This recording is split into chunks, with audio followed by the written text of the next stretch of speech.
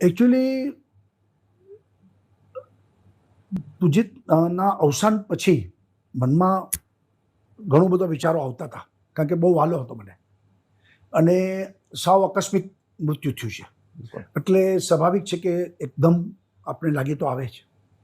પણ કોણ જાણે એ વખતે એટલો બધો ભગવાન ઉપર વિશ્વાસ કે ભાઈ હવે ઈશ્વર તું જે કરી, અમે તારા સંતાન છીએ. અને ત્યારે એક નક્કી થઈ ગયું કે માનવી પામર જ છે, સર્વસત્તાધીશ તો એ જ છે, જીવન અને મૃત્યુ એના હાથમાં જ છે. આપણે બધા ગમે તેટલા તોરમાં રહીએ પણ અંતે જન્મ ને મૃત્યુ તો એના હાથમાં જ છે. એટલે આપણે ત્યારે પામર જ છીએ. બીજી વસ્તુ એ થઈ કે સુખની માણસને કોઈ દિવસ સંતોષ નથી મળતો. કોઈ પણ સુખી માણસને તમે એમ કહો ને ભાઈ એકદમ તું ખુશ છો, સુખ છો, તો સુખની ગરિમાને કદી પામી નથી શકતો. પણ જીવનમાં આ દુઃખની ગરિમા એક ઝાટકે થઈ ગઈ આપણે, કે આથી વધારે દુઃખ ન હોઈ શકે. જેમ આથી વધારે સુખ ન હોય એવું કોઈ માણસ જોઈ ન શકતો.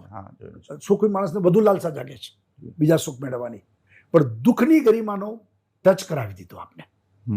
એટલે જીવનની જે કહીએ કે જીવનનો અર્થ તો સમજાઈ જ ગયો ત્યારે આપણે. બિલકુલ. અને આથી વધારે ગુમાવવાનું શું હોઈ શકે એમ? જીવનમાં આથી વધારે ગુમાવવાનું શું હોય એમ? તો એ ગુમાવ્યું. પણ ઈશ્વર ઉપરની શ્રદ્ધા અને બહુ એકદમ જેને કહીને કે દુઃખને અંદર ઘોડીને પી ગયા અને ભગવાન ઉપરની શ્રદ્ધા.